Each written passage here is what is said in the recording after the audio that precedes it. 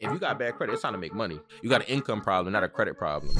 We're going to find out about this gentleman together, and his name is Zeke. From transitioning from sleeping in the back of the cars, what was the moment where you're like, credit is it? I made money first, invested my money in myself. Then I got the credit. Once I started making that little $100 a day, $75, $125, and it started to add up, that's the bread I started to use to invest in myself. How does somebody leverage their credit to get into opportunistic kind of vibes? If you got $500 in your name, you got a $20,000 credit card, you got a $500 credit card, unless you're using that credit to make cash flow. If you use your credit to make money, even if you make one or two bad plays, eventually something gonna hit. You don't need funding to make money. You just need relationships, and you need a because I started from a $200 secure credit card. So I started from the bottom. Now I got like $250,000 in funding right now. So what I would do if I was somebody who's just starting out is... Hey guys, we realize a lot of you are coming to the page and enjoying the content, but we see a lot of you still aren't subscribed. And so if you could click that subscribe button, it'll help our channel grow and give you more episodes with a lot of amazing individuals. Welcome to another episode of Attractive Mindset. And today's guest, listen, we only have exclusive people here, and it was well known for me to find out about them, but you know, we all have organic conversations. And so today we're going to find out about this gentleman together, and his name is Zeke. What's going on, brother? What's up, man? Me. Absolutely. So of course, with our organic conversations, we find out about the people in real time. We don't do any research. We don't do anything history wise. And so us asking questions happens in real time. And so I'm finding out about you the same time they're finding out about you. So, you know, introduce yourself. Well, appreciate the intro. Well, I'm Zakee. I'm a digital marketer. I've been doing the credit funding and teaching people how to grow their social medias online for about the past 4 years. And we've been having a lot of success. So that's pretty much like a quick little backstory. Okay. So credit category. Yeah. Okay, cool. This is going to be interesting. We've had a few credit people on here, and they've talked the talk. Yeah. Okay, so, you know, where you from originally? I was born in New York, but that's when I pretty much moved to Baltimore. But I was born in the Bronx. Got you. Okay. I'm from New York, so you know what I mean? But yeah, Bronx is. What part you from? Brooklyn. Okay. Yeah. And my dad was from what is it, Best-Stuy? Yeah, Best-Stuy. Yeah. What part you from? Crown Heights. Okay. Yeah. All right. So you got a little culture in you know what I mean? Just a little. And so growing up in Baltimore, what was life like for you? Oh, it was rough. I ain't gonna cap. To keep it 100 with you, I went to 12 different schools. Oh, so damn.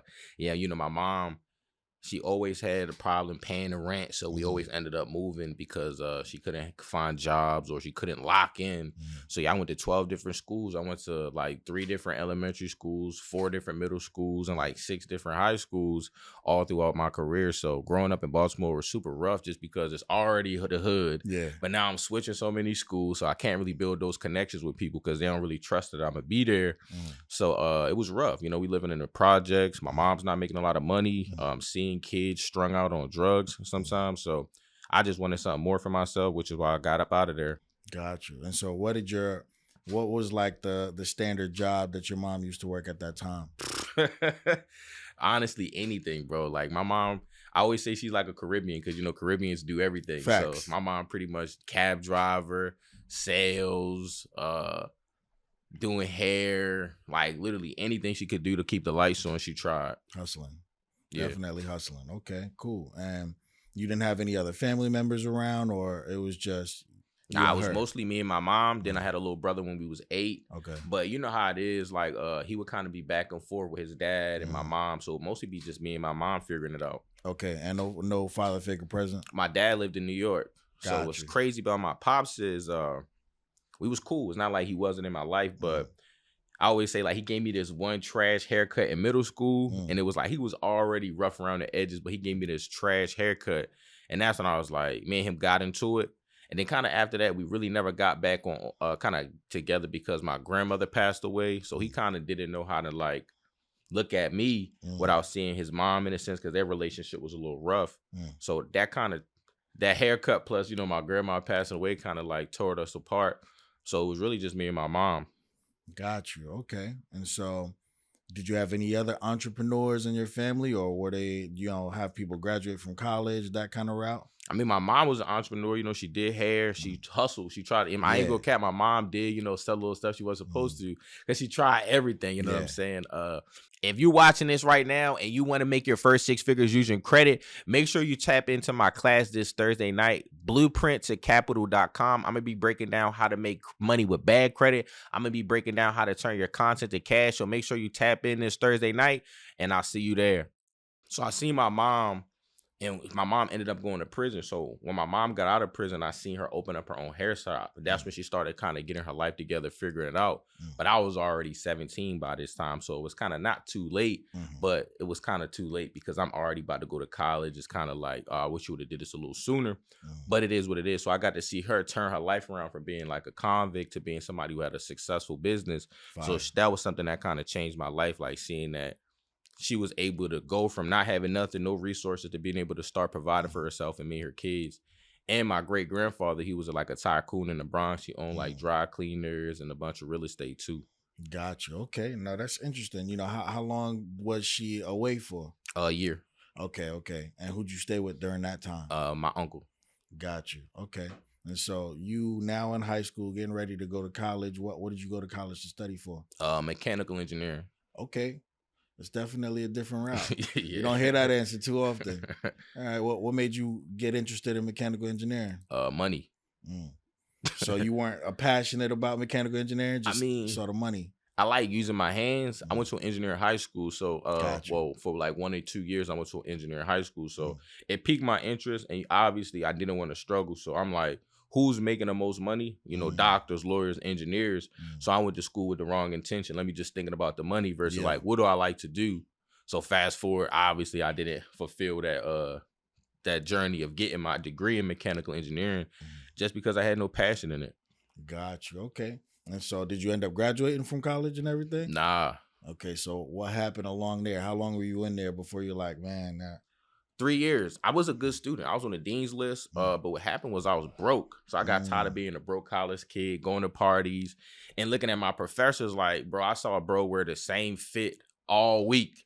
Literally, how's he gonna teach me gonna get a 6-figure job? But he's obviously not getting no money. So seeing that and then not having no money and then kind of getting introduced to like new information, I'm like, bro, I'm not trying to be up here struggling. I don't want to be the broke college kid no more. I want to find a way to make some money. Facts. And so how did that relate to credit? I wasn't even in credit yet. That's back in the network marketing days. So the first thing I seen was MLM from one of my good friends. It was crazy because I went back home from a random weekend. I never went home because I didn't really have a home. I was like, college was my house. I had no house back in Baltimore. So my homeboy hit me one random weekend. I was chilling with one of my uncles who lived there. He was like, bro, I got an opportunity for you. I'm like, damn, bro, what you talking about? So I'm going to go check it out. Literally, I was like, bro, I'm not doing this shit. A meeting in the living room? nah, actually, he was at a hotel. Okay. So he brought me to a hotel, and he was like getting promoted. And I'm just not paying any attention. Like, nah, whatever, sounds whatever. Like Amway. Yeah. I'm like, he drove me there too. So you know how they do. They kidnap you, so you can't even leave. So I'm just ready to dip, but I had to continue to watch it. And that's when I was ready to go. Then, the upline guy came up to me to close me. And he said one thing to me that made me sign up. I was like, no. I kept giving him every excuse. He's like, oh, you ready to do it? I'm like, nah. He's like, well, why you don't want to do it? I'm like, I got to think about it. He's like, what you got to think about? Making money? I'm like, nah. Then he's like, well, let's do it right now. I'm like, I ain't got no service. He's like, well, let's go outside. I'm like, it's cold outside. So I'm coming up with every excuse. But that's when he was like, so you just gonna watch your best friend get rich? And I'm just like, dang, nah, like, what if he does get rich? So I got started on the spot, and me and him started having a lot of success in that company together. Okay.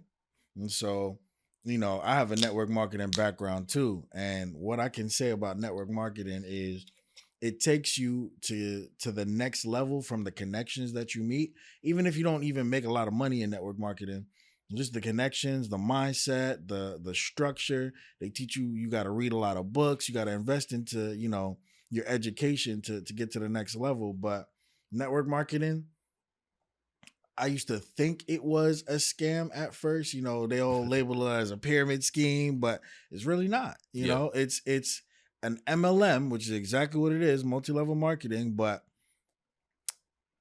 people who put in extreme work make money from it. Yeah. And most people aren't realistically going to put in the amount of work that you need in order to get to the level that you got to get to. And so, what changed in you during network marketing that made you not only take a step back from it, but also go into where you went next? The company, the company had to always change the comp plan. Mm. So we both, me and my friend, we got to positions where we can make 6 figures. So, we went, upgraded our cars. We start, Oh, you was making money in yeah, there. we was having success. So Gotcha. we had created a movement in Baltimore. We called ourselves like the Wolf Pack. So we had all the young kids signing up in the company, and we was kind of growing something that was big, but they would change the comp plan. So I went from being able to make like 15, 20K a month to like 5K, and I had to hustle, like literally, That's like a no drastic sleep. shift. Yeah, so it was kind of like, all right, we kind of figured out a way to make it work. All right, so then we kind of figured out, all right, how can we still kind of make the kind of money we were making before, but they changed it again on us. Damn. So then it was like, nah, bro, there's too much uncertainty in this company. So you know what we did? We just started company hopping in from company to company to company. Then we realized, like, bro, we're tripping. Let's build our own brand. Let's figure this thing out. So that's when I took a step back and honestly I went broke. I ain't gonna cap. I went broke before I started something new. So that was something that happened. So I had to figure it out. So what was it like going from 15, 20K a month to 5K a month to damn near zero after you have started to have a taste of success? Depressing. You know what I'm saying? Very depressing. Like, you feel like you did everything right. You made the sacrifices, you made the investments in yourself, and it just didn't work out. So it's like you're depressed. You kind of feel defeated. You don't really know if you should do something else. So you kind of like stuck in that manifesting mode where it's like, I know I want more for myself, but I ain't executing. I'm just in my head, in the bed. You know what I'm saying? Being a bum, honestly. So I went through that for maybe about 2 years. Damn. And what about like people that looked up to you in a certain kind of way, or you brought on to your team at one point, whatever? Like, how are you perceiving and interacting with them at that time, going from a extreme high to where you were at that moment? It's kind of like all the trust was gone because it was like they put their faith in me with the first company. Then they changed the comp plan. Then I'm like, it's cool, y'all. We figured out how to still make money. Then they changed it again. So every time the comp plan changed, it was like I changed, but it wasn't me. So my credibility was being shot. My friendships were being shot. And then going from company to company, same things happen. You start having a little success, and then they kind of rug pull you in a sense. So it's like doing all of that kind of killed everybody who was working with me and prevented them from wanting to do new things. So it's kind of like I was left alone. You know what I'm saying? Got you. Okay. And so now you down and out. A year or two pass by.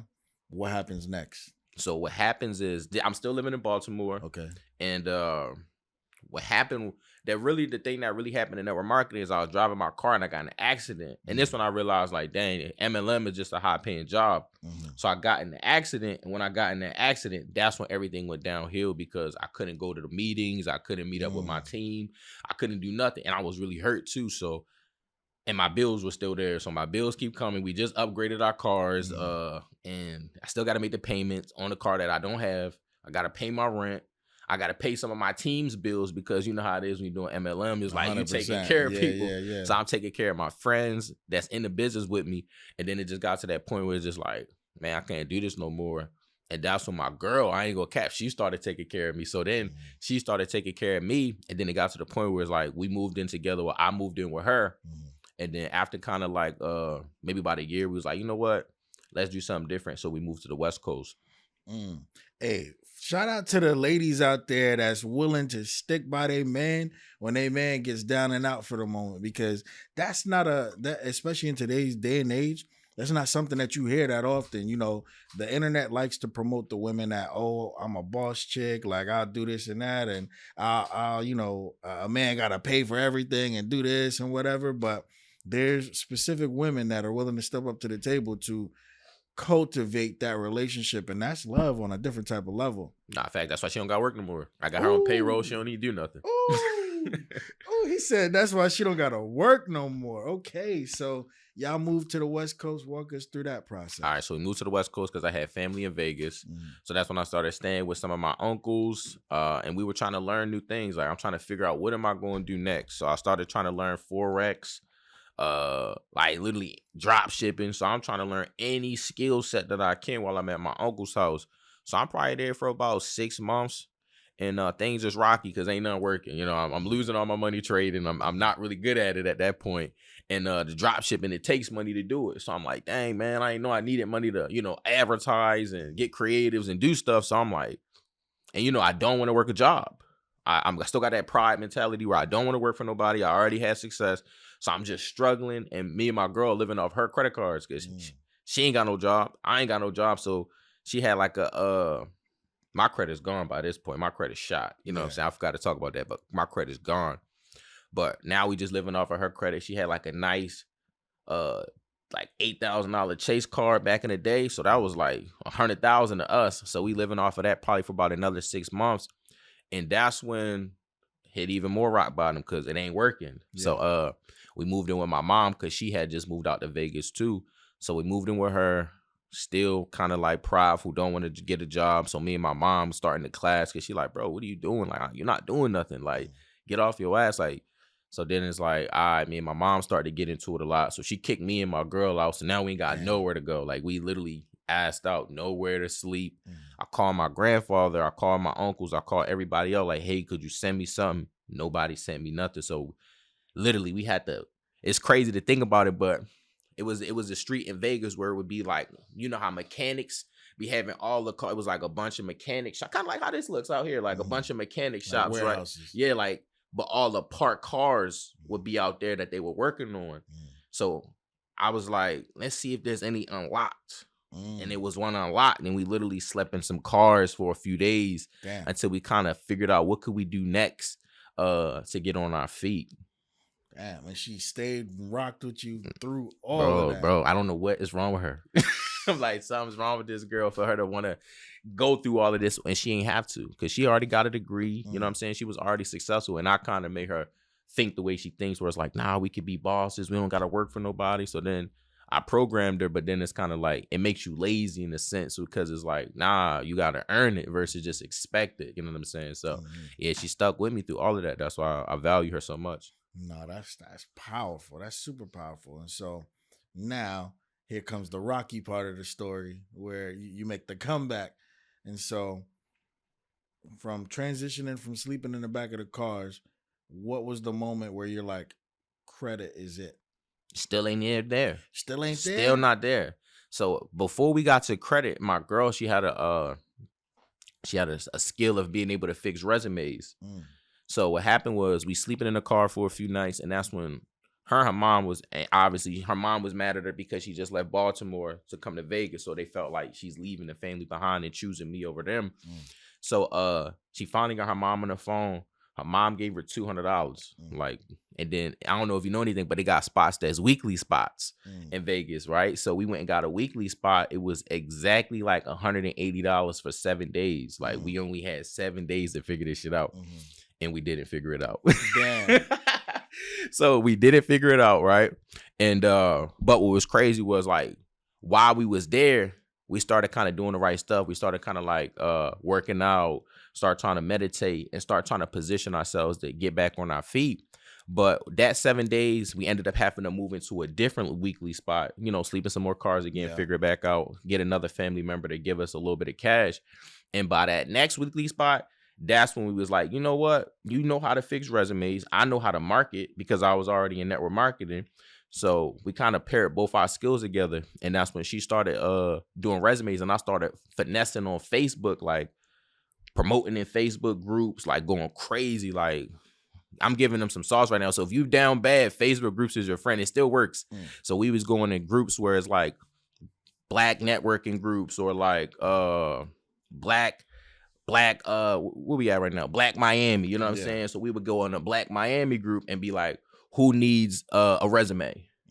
Right? Simple question. And then a bunch of people would comment, and I put together some systems so that they knew how to respond and they knew how to check their message request and, you know, get the information. And then from there, I'd book a call and she'd do the call. And then literally I'd be listening to her for days, like, nah, we got to fix the script. We got to fix the script.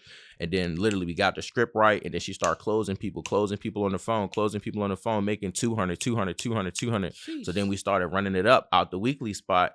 And we did that for a whole year. Then we stacked up 30,000. and we moved to Cali. So that's when things started to get better because now we got money now, but Cali's way more expensive and our credit is fucked. You know what I'm saying? So we're not even thinking about credit because we just making money.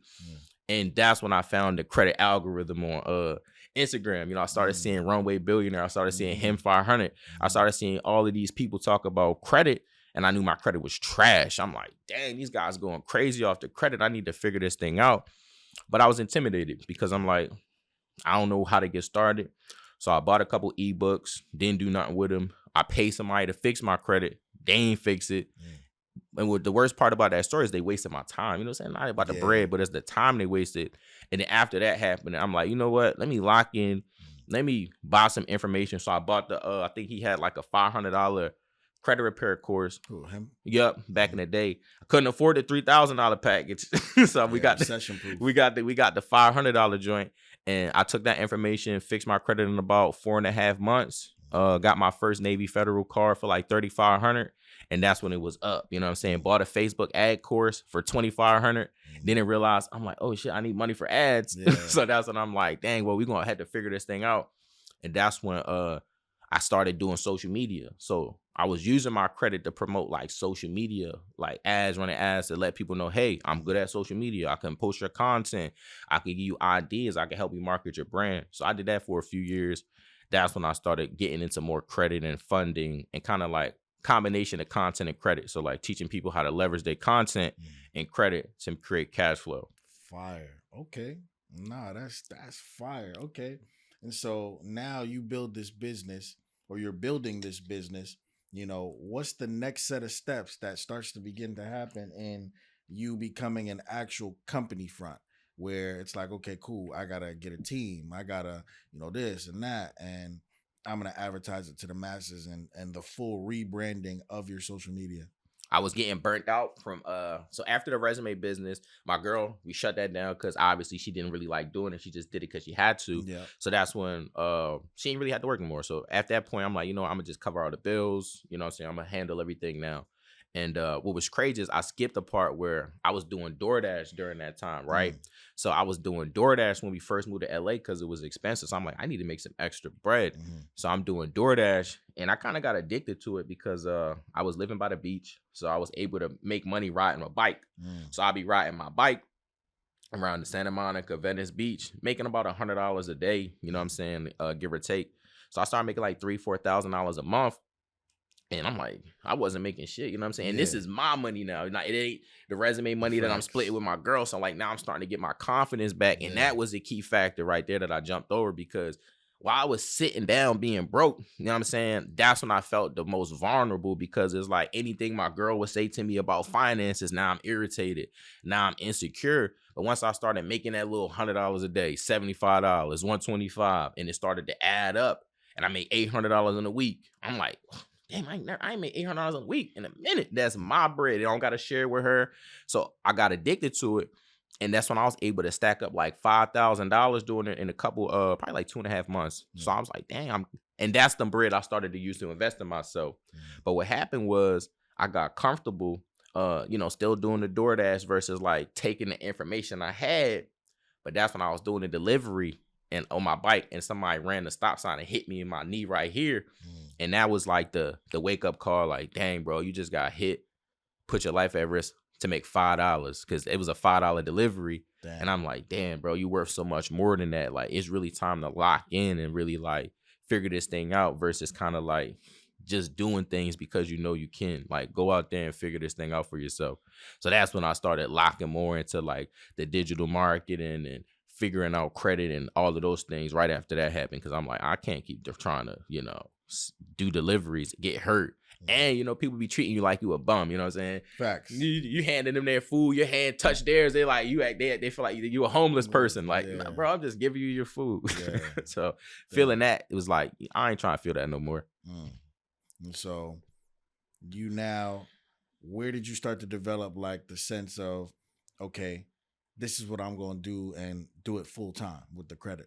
The credit, I would say that's when I got burnt out from the marketing. So I was, trying to teach business owners about marketing. They kind of deaf to it because they don't really understand how significant it is. Facts. So I'm like, and it's like my homeboy taught me this. He was like, bro, you going crazy, but when you talking about marketing, you talking to 3% of the people. But when you talking about credit, you talking to everybody. Facts. So I kind of ignored him, like, whatever. But a year went by, right? And I was still burnt out. I wasn't making a lot of money. I was making good money, but the way I was making it was crazy because it's like I'm posting people content. I'm coming up with ideas. I'm growing their brands. I'm getting them sales, but I'm getting paid crumbs off of it. So I'm like, I know credit. I had to fix my own credit. I know how to get funding. I had to go credit card stack myself. I know how to go get business credit. I had to go do all of these things so I could literally run ads and stuff. So I'm like, people need this stuff. So that's when that conversation we had replayed. And I'm like, well, let me start posting content, giving people some plays that they can run with their credit to help out, give them a marketing budget from that perspective. So that started going crazy. And then I started going crazy on TikTok Live. And that's really the game changer for me. I would get on TikTok and I would just share a game, and people was eating it up because I wasn't gatekeeping. So a lot of people would want to work with me. They would want to get funding. They would want to buy my digital products. They want to join my mentorship just because of how much free game I was giving. They like, dang, this guy actually knows his shit. Got you. Okay. And so what do you feel your credit business, repair, what was your specialty? Repair, funding, what do you advertise the most? Now we focus on the funding just because it's a better service. You get better clients. But I feel like my specialty was the fact that I was real about the whole thing, where it was like, I'm going to give you sauce on not just fixing your credit, but building your credit and how to charge yourself up off of credit. So more so like the education, like, yo, they taught us to use our credit in case of emergencies. That's why we broke. But what if we use our credit in case of opportunities? So that's when I start kind of shifting their beliefs about credit, and people was appreciating that. Like, dang, a lot of people don't care about us. They just either fixing our credit or they acting like they fixing our credit or they just getting us funding, filling out applications, not really letting us know how to do this for ourselves so we can do it again without having to pay somebody on the back end. And so, in the being real of it, you have people like a runway billionaire, Haitian CEO, him 500, all of these real credit heavy maker kind of people. What makes you in the market in that sense? How do you keep that retention of audience? That's a great question. So I always tell people gonna shop with you because of who you are and what your values are. So people hear my story, they hear how I had to do DoorDash, they hear how my girl took care of me, they hear all of those things and how I didn't give up. And a lot of people can relate to that story, so they know, like, I'm coming from a real place where I wasn't given anything. I had to build myself back up from scratch. And a lot of people are in that same position where it's like they messed up and they don't know how to get back to where they are, versus the him 500s, the Haitian CEOs. They're at a level, well, I'm kind of going to that level now, but a lot of people can't resonate with that sometimes. So they see that kind of stuff and they like, man, it's not trying to hate on them, but they see that stuff and they kind of like, I just want somebody who could help me. Yeah. Or like people want a little bit more accessibility. So since I'm not at 10 million yet, people get a little bit more accessibility to me now versus waiting 2 years. And then I'm at that level where you can't get me on the phone. I'm not as much in my group as, I would possibly be now. Got you. And so with the current system that you have set up in your business, how often are you required to actually show up? And what I mean by that is like, events, meetings, free class workshops, making video content, all of that. I mean, I'm addicted to working. Like, I love this shit because I used to do DoorDash. So it's like I had to literally go outside in the cold on my bike to make $50 sometimes. So it's like, you telling me I could post a video, you telling me I could go live, you telling me that I could jump on a Webby. So I'm doing it as much as I can. But realistically, I don't have to do that much. I do one Webby a week. I do a couple classes for my mentorship people, so probably like 2 classes a week. And I post content every day. I ain't gonna cap that. I told you, as soon as I got here, look, here's my phone. I need you to record something. So I take content very important. And but yeah, a couple hours a week. I tell people, you don't gotta work as hard as me. I'm addicted to this thing. I'm paying all of the bills. I'm taking care of my woman. So it's like I need to go out here and grind versus like you only gotta work 5-10 hours a week. No, 100%. So now that you have your woman being taken care of you, what role does she play within the company? Great question. So she does help me out with my content. She does help me out with like email marketing here and there. But for the most part, we just had a newborn baby. So her role right now is just being a mom. I appreciate you. Yeah. Newborn baby. Yeah, I like this story, man. That I really like the story where you get to see the end of the tunnel, the light at the end of the tunnel. You know what I'm saying? Because a lot of people really realistically give up before that point, give up on themselves at least. Yeah. And they conform to what becomes comfortable or easier. Just like you said, she got a degree. You know, you could have went into a regular 9 to 5 type of job, but it requires a certain level of mindset to, even when you're down and out against all the odds, to be like, man, I'm gonna stay 10 toes down, because I feel like it's at that point where even at your lowest, the only way you lose is if you quit. Yeah. And so, no, that's major. So now I want to start getting into what you were talking about with opportunities. And so a lot of people do leverage credit for emergencies or even life things, but they don't set themselves up for opportunities. So when you say that, expand. Literally, one of the number one things I did was I paid for information. We don't know what we don't know. And a lot of us try that figure it out method where we want to spend hours and days and months on YouTube, Google, and trying to piece together 60-second pieces of reels to try to go do it by ourselves. So once I got out of that kind of scarcity mindset and I started investing in myself, buying ebooks, buying courses, and I started kind of leveling up how much I was willing to invest in myself. First the $47 product, then the $500 product, then the $1,000 product, then the $2,500 product, then the $10K product, then the $25,000 product. So those things really changed me because I got to get around the people who were doing it. And it reminded me of like network marketing. The reason why I had success then is because I got around the people who were having success, and I would pick their brain and they would give me a lot of sauce because I was having success. So the same thing happened here. So once I got in people mentorships, I executed on information, they would give me more information than I paid for, because it's kind of like you said it earlier, most people don't do shit. Facts. And since most people don't do shit, when you finally find somebody that's motivated and that's a hustler, that's a play runner, that's your testimony. You love working with those kind of people. It don't feel like work. It's kind of a joy to you. And that's usually what I am to the people that I'm in their group. So I'm like their top students. They love bragging about me. So the first thing I did was I invested in myself. I spent money to learn new things that I didn't know, and so I could do them at a high level. And then the next thing I did with my credit was I obviously start to invest in things like real estate, event spaces, and ads and stuff like that. And yeah, it's been up since then. That's fire. And so when you talk about like ads, well, before I even go there, still expanding on the credit opportunities, talk credit game to me. Credit. You know what I'm saying? Like let's really talk about it. Like, how does somebody leverage their credit to get into opportunistic kind of vibes outside of just getting coaching and the mentorship? Like, if that person wanted to build a business, or if you had to do it all again and you just got access to some credit, what are some of the first moves you would set up in order to double, triple, quadruple that kind of income? That's a great question, because I started from a $200 secure credit card. So I started from the bottom. Now I got like $250,000 in funding right now. So what I would do if I was somebody who's just starting out is the first thing is get started. Like the first thing you want to do is start working on your credit, start building your credit back up, start building relationships with credit unions, because they're going to give you the bag. So if you go to DCU, you go to Penn Fed, you go to NASA, you go to Dover, you go to Navy, and you start building that relationship by opening up a bank account, depositing some money.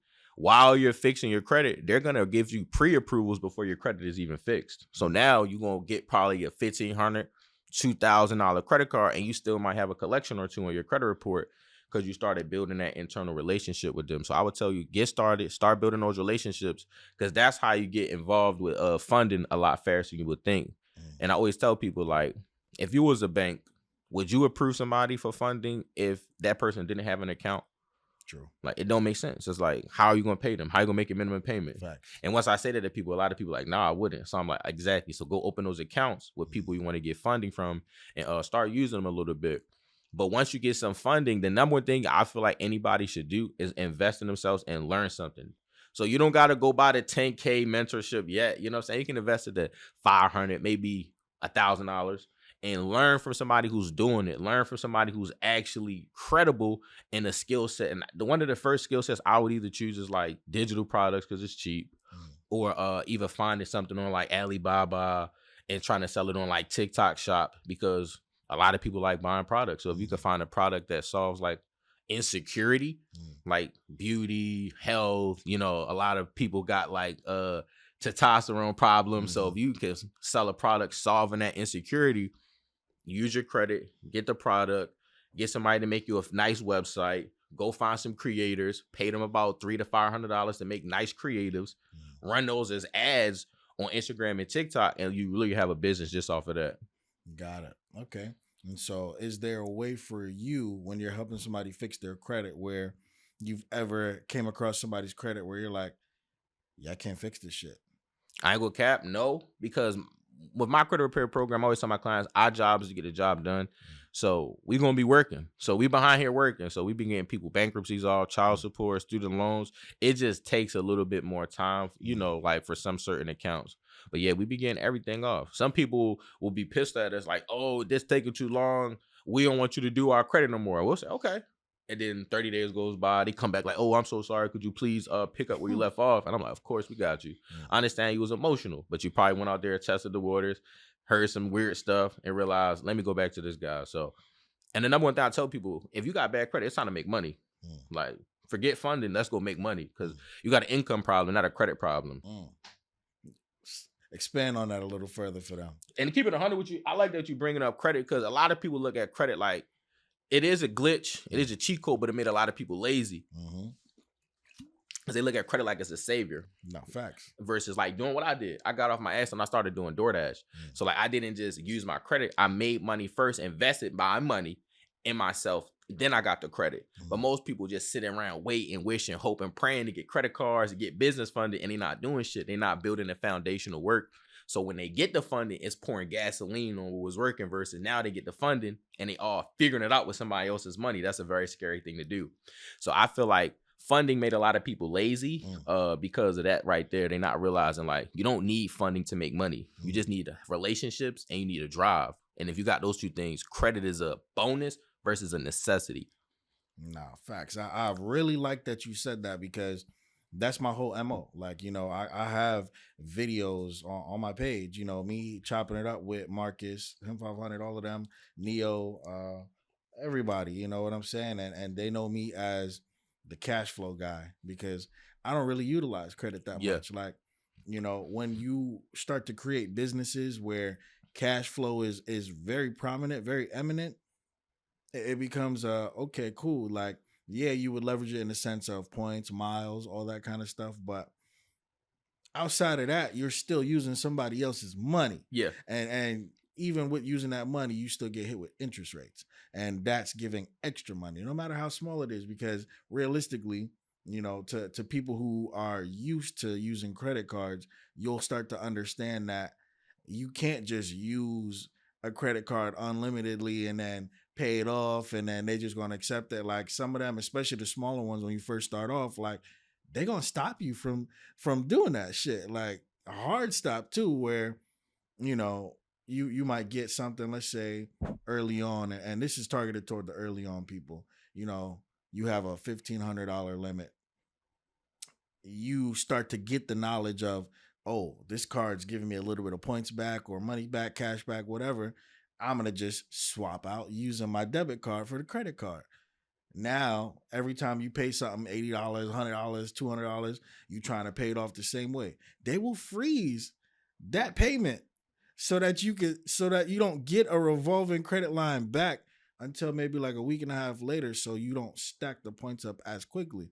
When that first started to happen to me early on, I'm like, wow, I'm trying to pay you back instantly. Literally, I would use the card and then just send money over. And you stopping me from doing that shit? These banks, they cutthroat. You know what I'm saying? You stopping me from leveraging the point system that you created for me? You goaded me in by telling me, oh, you use the card, you get this back, you do this, you do that. But they don't like frequency in that type of way because they don't really make any money. If you're not paying interest rates on this stuff, they're not really, you know what I mean? And so they incorporate stuff into that. Ever since that happened, really, I'm like, yeah, nah, it's you don't have any control over it, which is why way back in the day, Alexander Hamilton used to say, we can't let central banks control America. Yeah. But that's exactly what we have going on now, especially with, Chase and everything behind the scenes. And so, now I want to start to go into the convo of what are some of the biggest challenges people face when their credit goes bad after they've gotten used to it. And so this is where you get a approval for 30,000, 50,000, and that shit just gets Like they ain't know how to use it. they know how to use it at all. Yeah, I always tell people like a lot of people get $20,000 credit cards, and I tell people if you got $500 in your name, you got a $20,000 credit card, you got a $500 credit card, unless you're using that credit to make cash flow. But most people, like I told you, they use their credit in cases of emergencies or to look rich. So they going on trips, they buying their kids shit they're not even going to be grateful for in 3 months. So they're living off of the credit cards like me and my girl did versus using them to make money. If you use your credit to make money, even if you make 1 or 2 bad plays, eventually something gonna hit. But if you always using it to buy refrigerators and take trips don't pay for themselves. So that's what I've realized listening to people who got high utilization on the phone. It's the stuff they buying. They're not buying things that's gonna make money and cash flow. They buying stuff that's gonna make them feel good and that doesn't really hold any value. Got it. And so do you have something set up as far as a system goes where your business is not reliant on credit teaching, credit funding, credit repair? And what I mean by that is, God forbid something happened to you and you can't be the you in this scenario showing up for your mentorship, your classes, your whatever, you just down and out. Maybe, God forbid, catch pneumonia or something that just takes you out the game. What have you invested into that really starts to give you that same amount of money back, or at least close to? Or real estate. I got an Amazon FBA store, one of my friends. We got an event space. And my girl, I invest in her a lot. So like if anything ever happened to me, I know she's good because I don't spend a lot of money getting her skill sets that she can utilize. Like even though she don't pay no bills, that don't mean she can't do nothing. So I still be getting her own client. So like people want to know who do my stuff. I say her. I say my girl do it. So go send her some money if you want to send it to somebody. Or she know how to trade. So like I think it was maybe like a year and a half ago, I bought her a course, what is it? A futures course. So I bought her a futures course and she took, mind you, remember the story I told you we used to trade. Yeah. But we both didn't, we really was broke. So one of the worst things you should do is trade when you broke. So now I'm making some money and we can afford to lose money now. So now I bought her that course.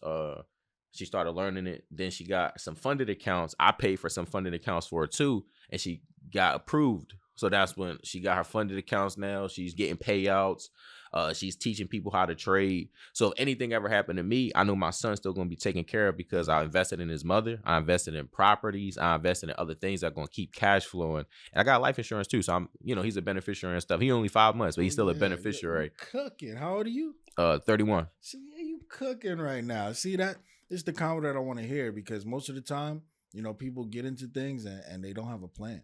They don't have something that really takes them to the next level or, sets them up to be something outside of what they have going on. And so that means they're attached to their business and they become the face of their business and that's it. Yeah. And so, now with credit funding, what is the most like obscene shit that doesn't feel like it should be legal that's actually legal? I would say balance transfers. Because you could get a 0% interest credit card and you could keep transferring the balance for years. You know what I'm saying? I'm currently doing it now. So I bought some properties, was it like maybe 2 years ago? And I'm still just transferring the balances every 12 months. Here we go. Whoop, whoop, whoop, whoop. I could pay it off, but I'm just leveraging the debt because I understand the strategy. So I feel like once you understand how to credit card stack, once you understand how to transfer your debt to other, like you said, you don't want to get caught paying, interest. So once you know how to move your debt around so you're not paying interest, you're just paying those minimums for extended periods of times. I feel like that's a glitch because now it kind of avoids as much risk. Well, it mitigates the risk that you're taking because let's say I go buy 10,000 units worth of a product off of Alibaba, I don't got to sell them in 30 days. Like if I use my Amex. So I got 12 months. I know I could figure some shit out in 12 months. And that's what I always tell my students, like, if I gave you 50,000 right now and I gave you 12 months to figure some shit out, don't you feel like you could do it? And they be like, yeah. And I'm saying, all right, worst case scenario, it take you 2 years. Do you feel like you could get something popping in 2 years? And like, definitely. I'm like, well, we got the strategy. Damn, that's clutch. I want you to go in a little deeper on the credit stacking. Like, How many credit cards would you need to set something up like that? And what are the optimal credit cards to be able to execute something on that high level? Because that's life changing right there. Being able to avoid the interest rates yet still leverage everything that you have and just like you said, move it around.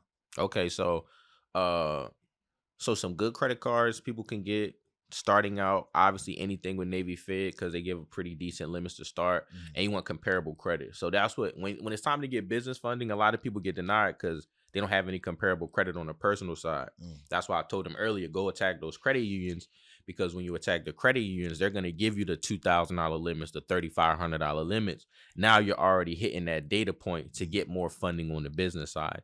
So Mhm. I tell people, hit up your credit unions first. You probably, and I always tell my students this, get in your car and let's do a little exercise.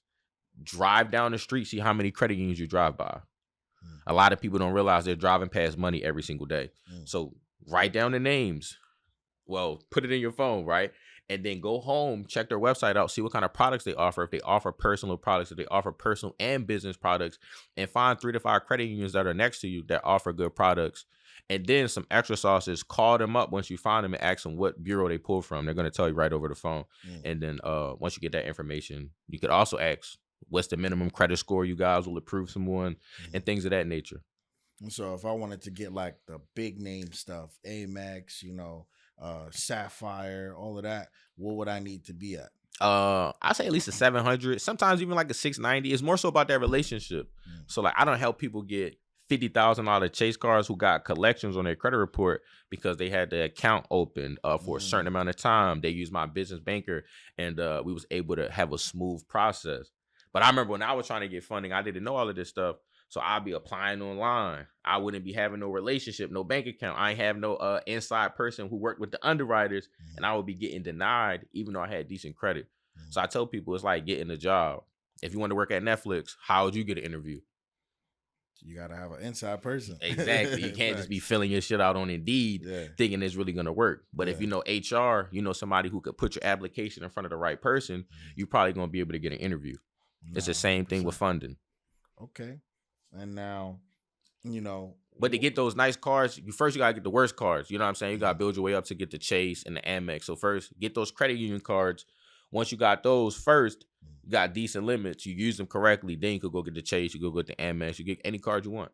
Got it. So now what about the somewhat advanced level hacks where, you know, if somebody had a situation, instead of getting them a regular loan, you get them something like a installment loan on a car where they can receive the money from that, but it won't hit your credit as hard because it's meant to be paid over time instead of paid up front. Like a like the Navy plays, like we go get a Yeah, auto loan or something yeah, like it could be that. like a Navy play, yeah. So with people who got like high utilization, we usually try to get them like bridge loans, like Mhm. that's what we call them. So like upgrade, upstart, lightstream, we'll go get them a personal loan. Mhm. So then we could pay their utilization down because that utilization don't really affect you. Installment loan is really that credit card debt that be keeping people from getting funded. Mm.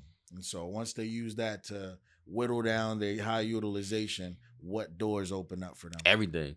Everything. Now you could go get the funding. Like literally, if you got a brand new LLC, you could get funding if you're not making money. But your credit got to be in order. Mm. So people see my content, they be thinking I'm capping because I'm like, you can get funding without no revenue, without no docs, but they don't realize you're the doc. Mm. You know what I'm saying? If I'm the document, so they want to make sure that I'm credible.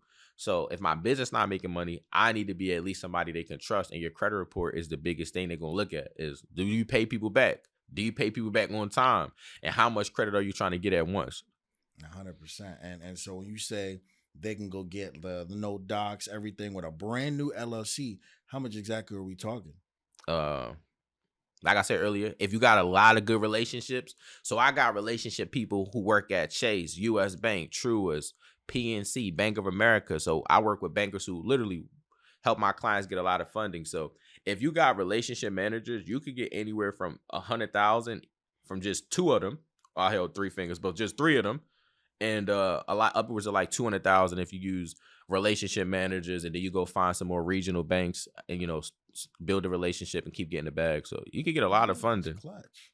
And if you got multiple LLCs, you can start double dipping, going back to more places, getting more funding and stuff like that too. That's super clutch. And damn, That's definitely super clutch. And so, okay, no, that definitely makes sense. And so, when you said you have mentorship.